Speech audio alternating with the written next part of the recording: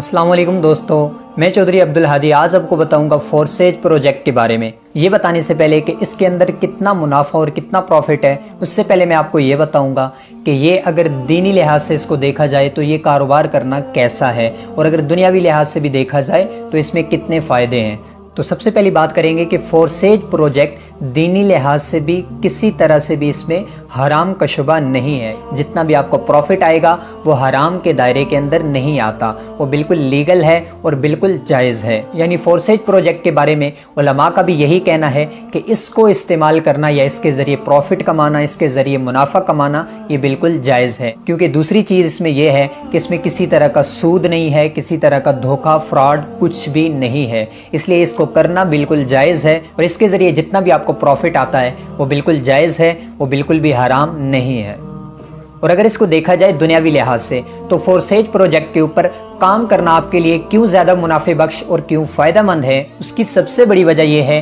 कि ये decentralise project है, ये सेंट्रलाइज नहीं है। सेंट्रलाइज का मतलब ये होता है कि किसी भी कंपनी को ऊपर से हैंडल करने वाला कोई ना कोई एक बंदा बैठा होता है जो जब चाहे इसमें चेंजिंग कर सकता है, जब चाहे इसका प्रॉफिट कम कर सकता है, जब चाहे आपको जिस तरह से चलाना चाहे वो चला सकता है। लेकिन डिसेंट्रलाइज वो होता है कि वो एक दफ़ा जिसने डिज़ाइन कर दिया, जिसने बना दिया, जिसने जो इसका क्रिएटर है उसने एक दफ़ा इसको बना दिया, दोबारा वो खुद भी इसमें चेंजिंग नहीं कर सकता। हैकिंग क्रैकिंग की तो बात फिर साइड पे रह गई, क्योंकि डिसेंट्रलाइज ऐसा प्रोजेक्ट होता है जिसमें आप खुद उस चीज के मालिक होते हैं। आप जिस हद तक अपना कारोबार बढ़ाते हैं उसके आप खुद ही मालिक होते हैं, और इसके अलावा जितना भी इसका प्रॉफिट आता है वो सारा का सारा आपके अकाउंट में आता है, जिसके जरिए मतलब आप इजी पैसा या जायज कैश में उसको फौरी कैश पे हासिल कर सकते हैं। यानी सीधी सी बात यह है कि कोई भी कंपनी आज तक जो काम करती है उसका ऊपर एक ओनर होता है जिसके कब्जे में या जिसके हाथों में